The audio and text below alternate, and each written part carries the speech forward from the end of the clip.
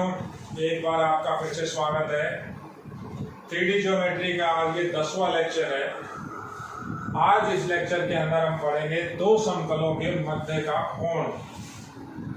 मध्य के कोण पर आपका क्वेश्चन लगभग हर बार आता है।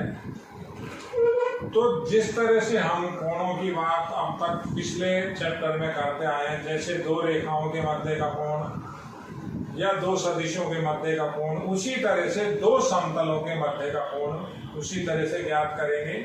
समझिए आप। सबसे पहले मैं आपको इस चीज को थोड़ा सा प्रैक्टिकली समझाने की कोशिश करता हूँ। आप देखिए, मान लेते हैं मेरे पास ये दो समतल है। एक समतल मेरे पास ये रखा हुआ है, देखिए आप, और एक दूसरा समतल ये है। तो ये दो समतल अलग अलग हैं। अब इनके मध्य देखिए इस तरह से जो कोण होगा, या किसी भी तरीके से कोण बने, लंबवत कोण बने या इस तरह से कोण बने, दो समतलों के मध्य का कोण।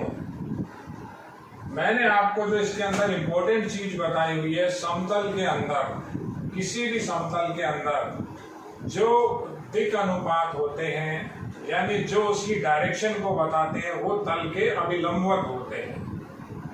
तो मैं इस चीज को आपको समझाता हूं। देखिए, आपके पास कोई भी दो समतल हो, ये एक समतल है, इस समतल का किसी दूसरे समतल के साथ अगर हम कोण की बात करें, तो अभी यहां ड्रा किस तरह से करूंगा मैं। मान लेते हैं वो समतल इस तरह से रखा हुआ है। तो जैसे ये आपस में जिस फोल्ड पे होंगे, जितने घुमाव पे होंगे, वो उनके मध्य का कोण होता है। अब कोण की अगर बात करें तो कोण जो हमारा कुल मिला के कोण बनेगा, देखिए आप समझिए, ये एक समतल है। मान लेते हैं इस तल इस तरफ है और इसके अंदर जो dr है, तल के अभिलंबवत होते हैं, तो dr को ये रेखा रिप्रेजेंट कर रही है।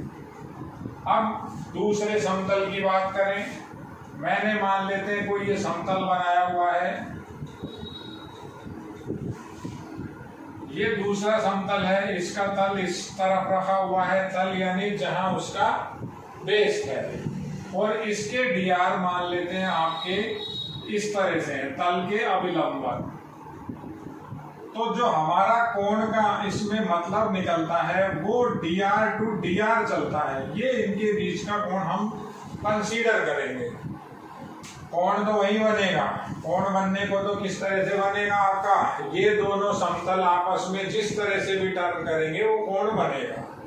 केवल आपको इसके अंदर क्या चीज समझनी होगी, जो क्वेश्चंस आएंगे, क्वेश्चन समतल टू समतल है, समतल से समतल में है या समतल से रेखा में है, वहां आपको थोड़ा सा आपको इसमें ध्यान देना होगा। तो समझिए, देखिए मैं इसके अंदर लिख रहा हूं, यदि दो समतल, कोई से भी दो समतल आप ले लें, देखिए दो समतल लिख रहा हूं, r वेक्टर बराबर r वेक्टर डॉट n सदिश, n1 सदिश बराबर d1। ये मैंने एक समतल ले लिया, एक समतल ले लिया, r वेक्टर बराबर n2 वेक्टर बराबर d2। ये मान लेते हैं दो समतल है आपके पास। अब ये समतल आपने अभिलंब के हिसाब से नहीं लिखे हुए, अभिलंबवत समतल इस तरह से लिखे जाते हैं। देखिए r vector dot n cap बराबर d1, r vector dot n2 cap n1 cap n2 cap d2। तो इन दोनों में फर्क क्या है, केवल हमें दिशा से मतलब होता है। ये हैं यूनिट वेक्टर, यानी यहाँ d1 और d2 जो लिखा हुआ है, d1 और d2 क्या है, यहाँ पर मूल बिंदु से डाले गए लंब की लंबाई है, इनमें मूल बिंदु से डाले गए लंब की लंबाई नहीं है। तो चाहे ये समतल लीजिए चाहे वो समतल लीजिए, उनमें परिमाण इकाई होता है, इसलिए हम उनकी बात नहीं करते। तो ये दो समतल में दिशा को कौन डिसाइड करेगा, जैसे इसमें डायरेक्शन आपकी है n1 वेक्टर से डिफाइन, इसमें जो डायरेक्शन है आपकी वो है मान लेते हैं n2 वेक्टर से डिफाइन। तो केवल इनके बीच का कोण आपको इस तरह से निकालना है, cos थीटा बराबर n1 vector dot n2 vector upon N1 का परिमाण और N2 का परिमाण। ऐसा ही हम हर बार कर रहे हैं, हर क्वेश्चन में यही कर रहे हैं। दो सदिश होते हैं तो भी कोण का यही सूत्र होता है, दो रेखाएं होती हैं तो भी वहां पर हम क्या देखते थे, दोनों रेखाओं के अंदर दिक् अनुपात B1 और B2 तो भी यही लिखा था। अब समतल के अंदर भी यही सूत्र है, तो सूत्र यही चलेगा आपका। अब इसमें जो खास और इम्पोर्टेंट बात है वो मैं भी आपको बताता हूँ, उसको आपको बड़ा तरीके से देखना है, उसके ऊपर हम फिर क्वेश्चंस करेंगे। तो ये तो समतलों के बीच का कोण निकालने का हमारा एक बेसिक या जनरल फॉर्मूला है। इसको मैंने यहाँ पर वेक्टर फॉर्म में लिखा हुआ है, सदिश रूप में लिखा हुआ है। अब बात करते हैं आगे। अगर देखिए, अगर मेरे पास दोनों समतल, ये दो समतल, देखिए ये एक समतल है पहला, मैं dr लिख रहा हूं इसके, इसमें जो dr की जो लाइन है उसको मैंने n1 लिखा हुआ है, n1 सदिश से डिफाइन है। n1 सदिश का मान अगर a1 i cap, b1 j cap, c1 k cap, और जो दूसरा वेक्टर है, तो जो दूसरा मेरे पास समतल है वो अगर समतल ये है, वो समतल अगर मैं किसी भी अकॉर्डिंग टू ऐसे बनाता हूं, देखिए आप, जैसे ये वो मैंने समतल बनाया। अब इसमें जो दिशा है, दिशा ये रही, दिशा तो क्या होती है तल के लंबवत, ये इसका तल है। तो अगर जैसे कहीं ये तल, तो तल के अभिलंबवत दिशा कैसे दिखाओगे, इसके 90 डिग्री, ये इसके लिए, ये इसमें dr का काम करेगी। तो इस रेखा को मैंने जैसे वहां लिखा हुआ है n2, n1 और n2 अगर आपको ये दे देता है a2 i cap, b2 j cap, c2 k cap, तो ये तो सदिश रूप। इसी तरह से इनका हम घातीय रूप निकाल सकते हैं। केवल क्या करना होगा, n1 और n2 का मान यहाँ रखना होगा। तो जब हम रख देंगे तो cos थीटा की वैल्यू आ जाएगी हमारी a1 i cap, b1 j cap, c1 k cap, dot product ही लगेगा a2 i, b2 j, c2 k cap upon परिमाण दोनों के अलग अलग a1 square, b1 square, c1 square, a2 square, b2 square, c2 square. अब cos थीटा हमारा जो बनेगा घातीय रूप में, तो वो उसी तरह से बनेगा जैसे रेखाओं के बीच बन रहा है, जैसे दो सदिशों के बीच जो हम कोण निकालते हैं उसमें बन रहा है। तो ये हमारे पास आ जाएगा a1 a2, b1 b2, c1 c2 अपॉन under root a1 square, b1 square, c1 square और a2 square, b2 square, c2 square. ये देखिए समतल टू समतल चल रहे हैं। अब इसके अंदर जो हमारे पास लंबवत की कंडीशन होगी, क्योंकि मैं आपको ये बता चुका हूं इसलिए मैं इसको थोड़ा शॉर्ट में बता रहा हूं। बेसिकली हमको इससे क्वेश्चन करने हैं जो सबसे ज्यादा इंपॉर्टेंट है। लंबवत की कंडीशन में 90 डिग्री रखेंगे हम, cos 90 की वैल्यू 0, सब उधर चला जाएगा। तो क्या आता है लंबवत की कंडीशन, वही पुरानी कंडीशन है a1 a2 b1 b2 c1 c2 बराबर 0, यानी दिक् अनुपातों के संगत गुणनफलों का जो योग होगा वो शून्य होगा। किसमें, परपेंडिकुलर में, जब थीटा दोनों समतल आपस में लंबवत हो। लंबवत किस तरह से हो, जैसे एक समतल ये रहा, एक समतल ये रहा, दोनों आपस में लंबवत है। अब देखिए बात समझिए, लंबवत है जो मैं आपको बताना चाह रहा हूं, जैसे ये समतल है, ये इसके दिक् अनुपात है।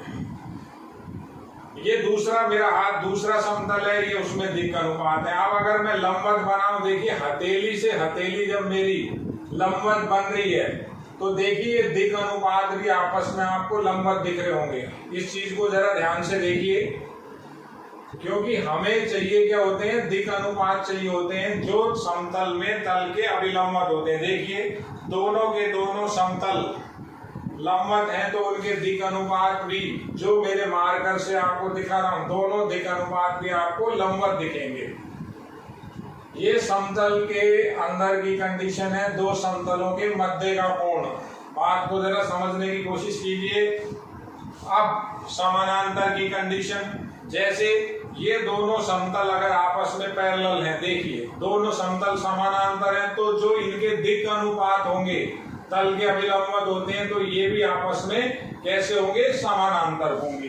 तो समानांतर में दिक् अनुपात समान अनुपात में होते हैं। तो अगर आप समानांतर की कंडीशन लिखेंगे तो समानांतर की कंडीशन के अंदर क्या बताएंगे, समानांतर, ये चीज मैं आपको पहले बता चुका हूं, इसलिए मैं इसको थोड़ा शॉर्ट में लिख रहा हूं। नोट्स में आपको ये सब कुछ मिल जाएगा डिटेल में। समानांतर के अंदर A1/A2, B1/B2 और C1/C2 दिक् अनुपात समानुपाती होंगे, किसी भी अचर के द्वारा मान लेंगे और फिर हम उसको क्वेश्चन में अप्लाई करेंगे। देखिए आप, तो जो कोण कैसे बनता है, देखिए कोण इस तरह से बनता है। ये जो कोण होगा वो ये वाला कोण की जो बात हो रही है, हम समतल टू समतल, इस कोण को हम अल्टीमेटली हमारा ये कोण जो थीटा है वो यहाँ दिखाया हुआ है। ये इसका तल है,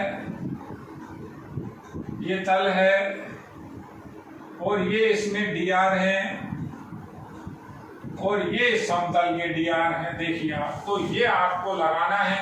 ये मैं आपको पहले भी इसी तरह से बताया था जब हमने रेखाओं का बीच का कोण, जब हमने दो सदिशों के बीच का कोण पढ़ा था। अब इसके बाद जो मेन बात है, जहां आपको थोड़ा समझना होगा, वो देखिए आप। अब हमारे पास क्या होगा, एक रेखा होगी और एक समतल होगा। तो मैं हेडिंग लिख रहा हूं, ये तो समतलों के मध्य के कोण की बात थी। एक रेखा व एक समतल, एक तो लाइन मिलेगी और एक समतल मिलेगा, उनके मध्य का कोण। तो इसके मध्य के कोण को थोड़ा सा आपको सावधानी से देखना है। इसमें कंडीशन रिवर्स हो जाती है। किस तरह से हो जाती है, देखिए समझिए। ये आपके पास कोई समतल है, देखिए थोड़ा सा इसको आप डिटेल में समझना। समतल है और मैं मान लेता हूं इसका तल तो ये रहा, तल यानी इस तरह से है। अब दिक् अनुपात कहाँ, तल के लंबवत। तो ये तो इसके अंदर हो गए यहाँ पर dr, dr कुछ भी हो, dr तीनों होंगे। अब रेखा इस समतल को प्रतिच्छेदित कर रही है या टच कर रही है या समानांतर है, यानी रेखा के साथ कोण बनाना है। रेखा मान लेते हैं इस तरह से है, ये मैं कोई रेखा बना रहा हूं। देखिए आप, ये आपने कोई सी भी रेखा इस समतल के साथ बनाई, समझिए ये जैसे समतल है और एक ही रेखा है। तो अभी इनके बीच में देखिए कोण है, ये इधर है ये इधर है, तो कोई ना कोई कोण है इनके बीच में। समानांतर है तो बीच का कोण लंबवत आएगा। कैसे आएगा अभी मैं आपको बताता हूं। देखिए ये रेखा है, मान लेते हैं कोई सी भी, और ये समतल है। तो समतल का तो दिक् अनुपात ये रहा, समतल में दिक् अनुपात तल के लंबवत। अब रेखा अगर इस समतल के समानांतर है तो देखिए रेखा में दिक् अनुपात उसी डायरेक्शन में होते हैं। तो ये रेखा और ये समतल के दिक् अनुपात आपस में लंबवत का व्यवहार करते हैं, उल्टा हो जाता है। अगर समतल और रेखा समानांतर होती है तो लंबवत हो जाते हैं। और जैसे ये समतल है और रेखा इसके लंबवत है, ये रेखा लंबवत है तो समतल में दिक् अनुपात तल के लंबवत होते हैं और रेखा में रेखा की दिशा में दिक् अनुपात होंगे। तो जब रेखा और समतल लंबवत हैं तो दिक् अनुपात आपस में समानांतर हो जाते हैं। ऐसा क्यों होता है, ऐसा अभी मैं आपको बताता हूं। cos थीटा की जगह sin थीटा का फॉर्मूला आ जाता है। कैसे आ जाता है देखिए आप, इनके बीच में अगर अपन कोण की बात करें तो कोण तो यही है, कोण जो ओरिजिनल कोण है वो तो ये है तल में और रेखा में। लेकिन हमें अभी कोण मिलता क्या है, हमें जो कोण मिलता है वो ये वाला कोण मिल जाता है। इस कोण को अगर मैं अल्फा मान लेता हूं तो देखिए 90 डिग्री हो गया, तो थीटा प्लस अल्फा की वैल्यू तो 90 हो गई। अब मैं आपको एक बार समतल लिखता हूं। मान लेते हैं जो समतल है वो लिखा r वेक्टर डॉट n1 या n वेक्टर ही लिख दिया बराबर d। ये तो समतल समतल हो गया। अब रेखा लिखें। रेखा मैंने लिखी r वेक्टर बराबर a vector plus lambda b vector. ये मेरे पास मान लेते हैं कोई रेखा हो गई। अब बात करते हैं इनके कोण की। तो इनके मध्य में जो रियल में कोण है वो तो थीटा है। वास्तव में कोण है क्या, थीटा है। लेकिन कोण हम किन की बात करते हैं, कोण में dr की। तो इसमें dr तो इसी दिशा में है, इसकी dr को b वेक्टर बता रहा है, इसकी dr को कौन सा वेक्टर बता रहा है, n वेक्टर बता रहा है। तो अगर मैं कोण निकालूंगा तो कोण तो मुझे अल्फा ही लेना पड़ेगा। यहाँ तो वास्तव में लाना क्या है, कोण थीटा। तो एक बार तो लिखते हैं, देखिए कोस अल्फा बराबर दोनों जैसे अभी बताया था, एक में क्या लेंगे b vector dot n vector, दोनों के दिक् अनुपातों के सदिशों का बिंदु गुणनफल और उनके परिमाण। देखिए लेकिन अब अल्फा नहीं चाहिए हमें वास्तविक कोण चाहिए थीटा। तो संबंध है, वहां से अल्फा की वैल्यू आ जाएगी 90 माइनस थीटा। तो कोस 90 माइनस थीटा रख देंगे जब, तो क्या हो जाएगा आपका b vector dot n vector और दोनों का परिमाण। तो कोस साइन में कन्वर्ट हो जाएगा, साइन b n और b वेक्टर और n वेक्टर। देखिए अब साइन में आ गया तो अब आपको मालूम है साइन 90 की वैल्यू, साइन 90 की वैल्यू 1 होती है और साइन 0 की वैल्यू 0 होती है। तो लंबवत और समानांतर की कंडीशन यहाँ बदल जाती है। कैसे बदल जाती हैं आप फिर एक बार समझिए। देखिए ये कोई रेखा है और ये उसके दिक् अनुपात है, समझना आप। अब मान लेते हैं ये ये कोई समतल था, ये उसमें dr थे। dr कैसे हुए, तल के अभिलंबवत। अब ये कोई भी रेखा है, अगर रेखा इस समतल के साथ लंबवत है, ये देखिए ये समतल का तल तो ये तल है, ये रेखा इसके साथ लंबवत हो गई, तो इन दोनों के dr देखिए समानांतर समझ में आ रहे हैं आपको, बिल्कुल क्लियर है।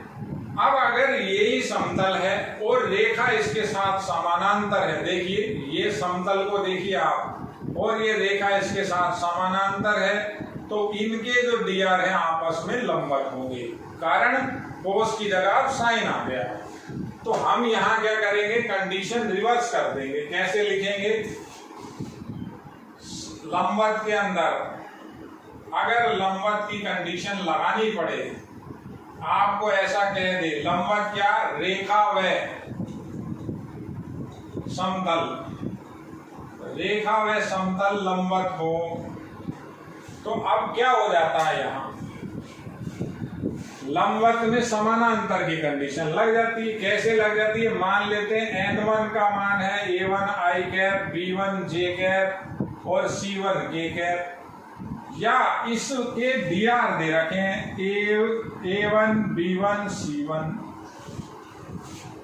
और ये जो b वेक्टर है जो इसमें डायरेक्शन बताता है, ये b वेक्टर मान लेते हैं आपका ऐसे दिया हुआ है a2 i cap, b2 i cap, b2 j cap, c2 k cap. यानी इसमें dr है a2 b2 c2 तो लंबवत की जब कंडीशन लिखते हैं तो लंबवत की कंडीशन नहीं लिखते, समानांतर की लिख देते हैं। समानांतर की कंडीशन क्या हो जाएगी? A1/A2 बराबर B1/B2 बराबर C1/C2। किसी भी अचर के बराबर मान लेंगे, इससे आपका सॉल्यूशन होगा। और समानांतर की अगर कंडीशन है, अगर कंडीशन समानांतर की दी हुई है, सवाल में क्या कह रहा है कि ये जो रेखा है और जो समतल है परस्पर समानांतर हैं, तो हम कंडीशन अब समानांतर की नहीं लगाते, कहेगा तो वो, लेकिन हम लगाएंगे किसकी? लंबवत की कंडीशन लगाएंगे। कैसे लगाएंगे लंबवत की condition? A1 A2 B1 B2 C1 C2 बराबर 0। ये मैं आपको कई बार बता चुका हूं, ये कंडीशन कैसे बनती है और ये कैसे बनती है। तो ये चीज आपको ध्यान रखनी है। ये इसीलिए राजस्थान बोर्ड या बोर्ड की क्लासेस में ये बहुत इंपॉर्टेंट है, इस पे क्वेश्चन जरूर बनता है। इसी के ऊपर मैं आपको 6 अंक में जो क्वेश्चन आते हैं, यानी जो बड़े सवाल आते हैं, मैं आपको वो 2 क्वेश्चन बता रहा हूं, करता हूं। देखिए आप, बहुत इंपॉर्टेंट है ये।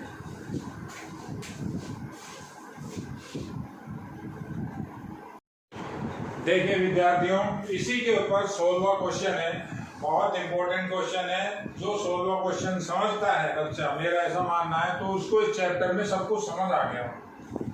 16वें क्वेश्चन के अंदर कह रहा है समतल ज्ञात कीजिए जो बिंदु -2 1 2 से तो गुजरता है, किसी बिंदु से तो गुजरता है, और 2 रेखाएं इतने व इतने के समानांतर है।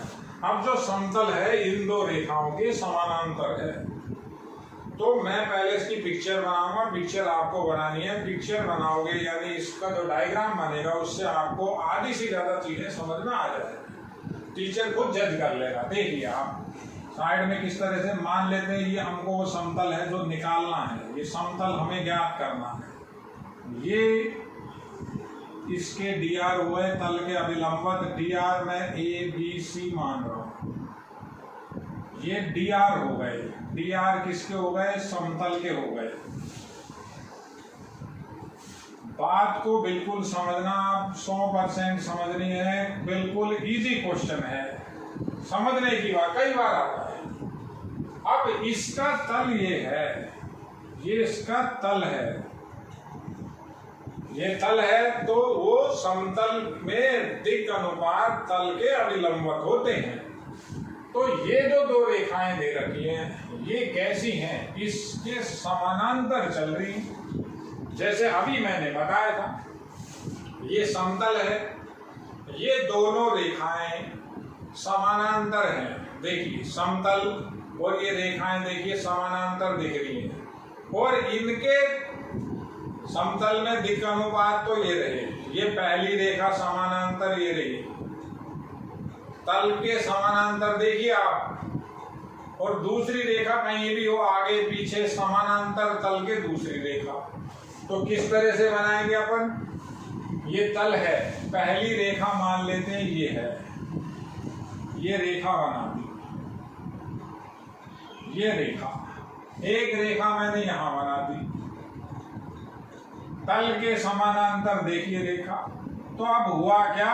इसके अंदर 90 डिग्री का कोण हो गया। देखिए ये 90 डिग्री का कोण हो गया।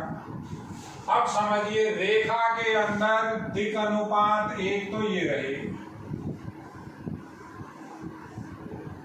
और रेखा में दूसरी में दिक् अनुपात ये रहे। पहली रेखा के dr अगर मैं लिखता हूं, जिसके डायग्राम समझ में आता है, वो सवाल खत्म, कुछ भी नहीं, सवाल बिल्कुल सिंपल है। तो क्या है? -1 2 -3, और उसके अंदर dr कितने हैं? यहाँ dr 5 -1 और 1, और समतल के dr ABC। समझिए आप। तो लंबवत कौन कौन? ABC इसके लंबवत, ये आपस में dr लंबवत, और ये dr आपस में लंबवत। तो लंबवत की कंडीशन क्या? A1 A2 plus B1 B2 plus C1 C2 बराबर 0। देखिए ये दोनों लंबवत हो रहे हैं, ये दोनों लंबवत हो रहे हैं। लंबवत कैसे हो रहे हैं? 90 डिग्री पे है। समतल में दिक् अनुपात तल के लंबवत होते हैं। तो कैसे आंसर देंगे? हल माना समतल का समीकरण। पहले क्या करना है? समतल का समीकरण मानना है आपको। समतल को आप कार्तीय रूप में मान लो, ax dy cz plus d बराबर 0। ये समतल हो गया, समीकरण नंबर 1 हो गया। देखिए तो dr तो कंफर्म हो गए ना, a b c। मैंने पहले ही बताया था आपको, x का गुणांक, y का गुणांक और z का गुणांक dr होता है। जब तक dr होता है, जब तक उनके वर्गों का योग 1 नहीं आ जाता। अगर वर्गों का योग 1 आ जाता है तो वो क्या हो जाते हैं? dc हो जाते हैं। समझने की बात है, कुछ भी नहीं। अब क्या लिखें? समतल के dr ABC हैं, जो कि रेखाओं के dr के साथ दे तो क्या रखा है? दे तो रखा है ये समतल और रेखा समानांतर है। लेकिन dr क्या करेंगे? dr लंबवत का व्यवहार करेंगे, जो कि रेखाओं के dr के साथ लंबवत का व्यवहार करेंगे। ये लाइन लिखना कंपलसरी है। रेखाओं के dr क्या क्या है? यही समझ में आ रहा है। रेखाएं आंसर में लिखने की कोई जरूरत नहीं है। कई बच्चे ऐसा लिखते हैं, समीकरण 1, समीकरण 2, समीकरण 3। अरे आपको काम करना है, आप बस लिखा हुआ है सवाल। रेखाओं के dr हम भाषा से बता रहे हैं, dr चाहिए हमको इससे कोई मतलब नहीं है। ये रेखा इस बिंदु से जाती होगी, हमें क्या लेना देना। ये रेखा इस बिंदु से जाती है, हमें कोई मतलब नहीं। हाँ, एक चीज काम की दे रखी है कि ये जो समतल है ये एक बिंदु से जाता है। तो यहाँ कोई बिंदु बना दीजिए, 2 1 2। ये कोई भी समतल है, मान ले ए बिंदु से जाता है। ए बिंदु समतल पर है या समतल बिंदु पर है, तो उसकी समीकरण को संतुष्ट करेगा, वो लास्ट में करवाएंगे, अभी नहीं। तो रेखाओं के dr क्या क्या हुए? देखिए रेखाओं के dr ये निकाल रखे, -1 2 3। वहां क्या 5 -1 1 है। अतः अब मैं काम की चीज लिख रहा हूं, A1 A2 B1 B2 C1 C2 तीनों का जोड़ 0। क्यों? क्योंकि लंबवत का व्यवहार हो रहा है। दे तो क्या रखा था? समानांतर। व्यवहार कैसा हो गया? लंबवत का। समतल में दिक् अनुपात तल के लंबवत। समतल के दिक् अनुपात ये है और रेखा तल के लंबवत समानांतर चल रही है। तो देखिए रेखा में दिक् अनुपात रेखा की ही दिशा में होते हैं। तो ये dr और ये dr आपस में लंबवत होंगे। तो क्या लिखें? ये A1 B1 C1 है, ये A2 B2 C2 है। तो आया -a + 2b - 3c बराबर 0। मैंने लगा दिया A1 A2 B1 B2 C1 C2। ऐसे इसके साथ इसको लगाएं तो क्या आएगा? 5 A1 A2 B1 B2 करें और प्लस C1 C2 करें, फिर 0 लिखें। ये समझिए आप। अब इसको हम सरल करेंगे वज्र गुणन विधि से। वज्र गुणन विधि 10th में पढ़ रखी है आपने, अगर नहीं पढ़ी तो एक बार दोबारा समझ लीजिए। कैसे? ऐसा लिखते हैं बेटा, वज्र गुणन विधि में A/, मैं -B/A लिखूंगा, कई B/ लिखते हैं, C/A/B/C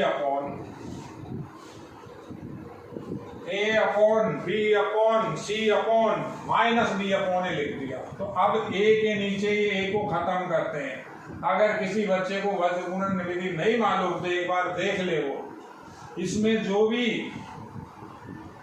एक तरह से वेरिएबल है एबीसी के अंदर है तो एबीसी, अल्फा बीटा गामा हो तो alpha minus beta gamma, x square x और कांस्टेंट के मध्य हो तो एक्स स्क्वायर एक्स और कांस्टेंट, ऐसे ही चलता है। तो अब ए के नीचे कैसे अनुपात आएगा ये खत्म करना है। तो ये 4 टर्म बचेंगे। देखिए बेटा, देखिए ये इधर से इधर गुणा करना होता है, जैसे सारणिक में गुणा होता है। आपको 2/2 का जो सारणिक बताया था, केवल अचर अचर का गुणा, तो ये सी का गुणांक 1 है, 1 को 2 से गुणा करें 2 ही आएगा।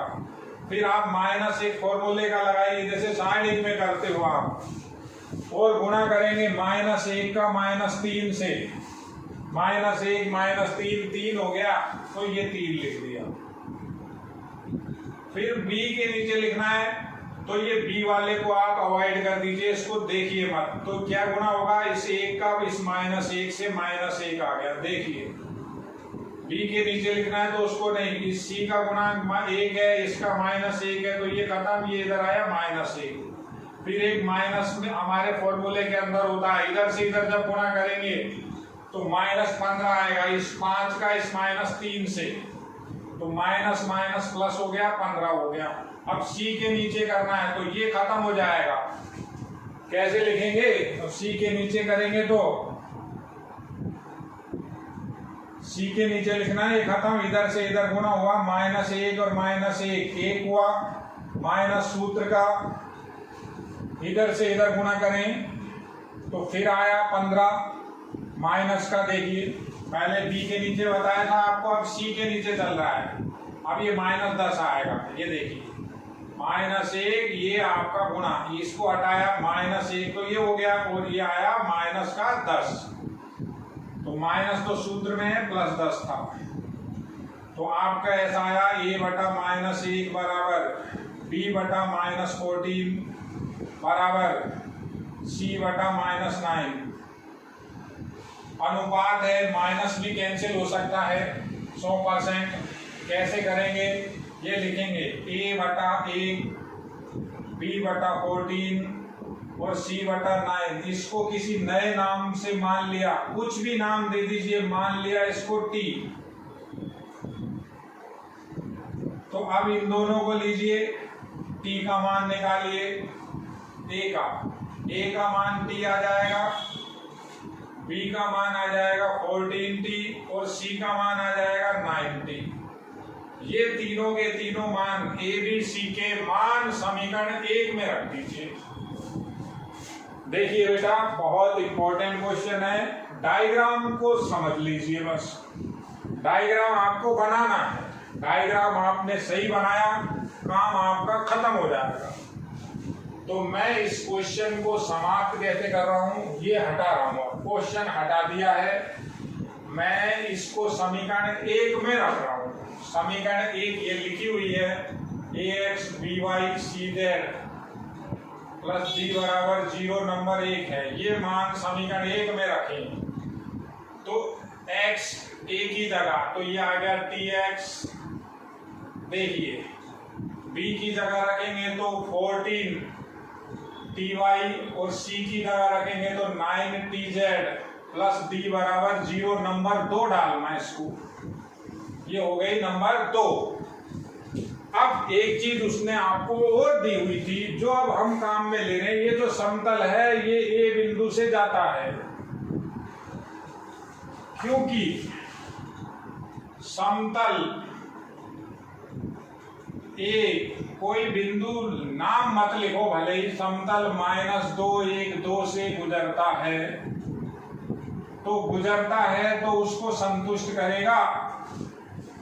ये तो आप 11th से पढ़ रहे हो, 11th में आपने पढ़ चुके हो, कोई भी बिंदु किसी भी आकृति या किसी भी रेखा या किसी भी पॉइंट पर हो, कोई पॉइंट किसी लाइन पर हो, किसी भी आकृति पर हो, तो उसकी समीकरण को सेटिस्फाई करता है, संतुष्ट करता है। तो x की जगह 2 रखेंगे -2, x की जगह -2, y की जगह 1, z की जगह 2। तो क्या लिखेंगे, तो ये x की जगह रखें तो -2t, देखिए प्लस का 14t, y की जगह 1 रखा और z की जगह 2 रखें तो 18t प्लस d बराबर 0 हो गया। देखिए एक लाइन हटा रहा हूं, काम बिल्कुल खत्म है। आप बहुत इंपॉर्टेंट सवाल है। तो इससे क्या अपना रिजल्ट निकल रहा है, ये आपका हो गया प्लस के 30d